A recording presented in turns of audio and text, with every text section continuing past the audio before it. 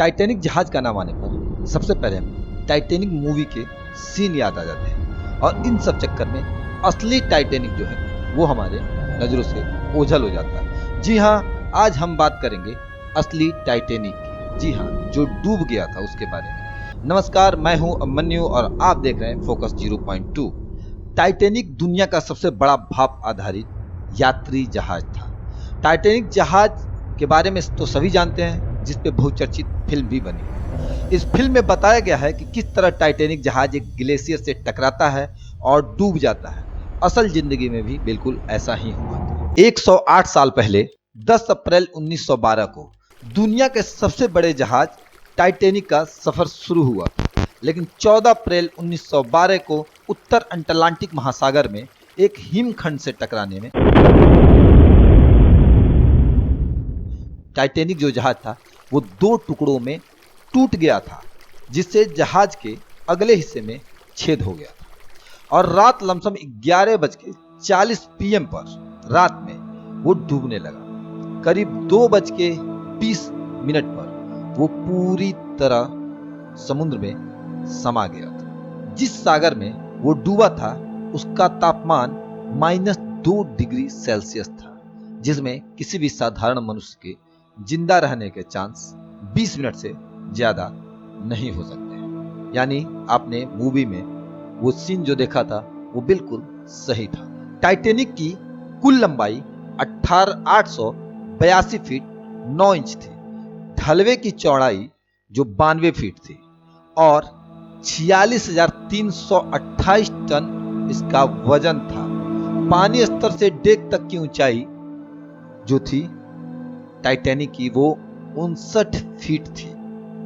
Titanic उस समय के सबसे अनुभवी इंजीनियरों के द्वारा डिजाइन किया गया था और इसके निर्माण में उस समय में उपलब्ध सबसे उन्नत तकनीक का इस्तेमाल किया गया था। अब बात करेंगे आखिर ये इतना उन्नत जहाज था, इतना हाईटेक था उस समय के लिए, तो डूब क्यों गया था, इसके बारे में बात करेंगे हम। टाइटैनिक के डूबने का मुख्य कारण अत्यधिक गति से चलना था। जी हाँ, टाइटैनिक के मालिक जेब ब्रूस इसमे ने इस डूबे जहाज के कप्तान एंड्रू स्मिथ को जहाज के अत्यधिक गति से चलाने के लिए कहा। 12 अप्रैल 1912 को टाइटैनिक को 6 बर्फ के टुकड़ों की चेतावनियां मिली थी, लेकिन कप्तान को लगा कि बर्फ के जो टुकड़े हैं, आइसबर्ग है, वो जहाज के आने पर मुड़ जाएगा।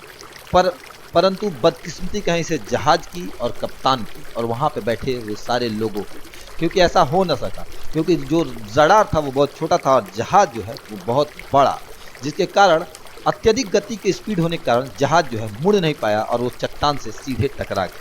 4 दिन की यात्रा के बाद 14 अप्रैल 1912 को आइसबर्ग से टकराकर टाइटैनिक डूब गया। इस हादसे में 1517 लोगों की मृत्यु हुई। यह मौत इतिहास की सबसे बड़ी समुद्री आपदा बन गई, लेकिन आज तक इसके मलबे को बाहर नहीं निकाला गया, जो अपने आप में एक रहस्य है। अब आपके मन में सबसे बड़ा सवाल आ रहा होगा कि आखिर टाइटैनिक को समुद्र से बाहर क्यों नहीं निकाला गया। चलिए इसके बारे में भी हम ही आपको बताएंगे। आज तक इसके मलबे को इसलिए बाहर नहीं निकाला गया क्योंकि इसका मलबा 3.8 किलोमीटर की गहराई में समा गया था। लगभग 70 साल तक इस जहाज का मलबा अनछुआ ही रहा, समुद्र के अंदर पड़ा रहा। पहली बार साल 1918 में टाइटैनिक के मलबे को खोजकर्ता रॉबर्ट ब्लाड और उनकी टीम ने खोजा था। यह जहाज जहां पर डूबा था वह घुप अंधेरा और समुद्र की गहराई में तापमान 1 डिग्री सेल्सियस तक पहुंच जाता है। अब इतनी गहराई में किसी इंसान का जाना और सुरक्षित वापस लौट कर आना बहुत मुश्किल काम था। उस समय इतनी ज्यादा टेक्नोलॉजी नहीं थी। वैसे भी जहाज का मलबा बाहर लाना यह बहुत बड़ा काम था और इतना बड़ा जहाज और भारी था, लगभग 4 किलोमीटर गहराई में जाकर मलबा निकाल कर लाना नामुमकिन था। बताया जाता है कि समुद्र के अंदर अब टाइटैनिक का मलबा ज्यादा समय तक नहीं टिक पाएगा क्योंकि वो तेजी से गल रहा है। जानकारों की माने तो 20-30 सालों के अंदर टाइटैनिक का मलबा पूरी तरह समुद्र के पानी में विलीन हो जाएगा। ऐसा इसलिए क्योंकि वहां पे एक बैक्टीरिया पाया जा रहा है जो उस लोहे के ढांचे को तेजी से कुतर रहा है, जिसकी वजह से उसमें बहुत तेजी से जंग लग रहा है और आने वाले 20-30 सालों में टाइटैनिक पूरी तरह से समुद्र के पानी में विलीन हो जाएगा। आपको कैसा लगा हमारी जानकारी, कमेंट सेक्शन में जरूर बताइएगा। तब तक के लिए जय हिंद।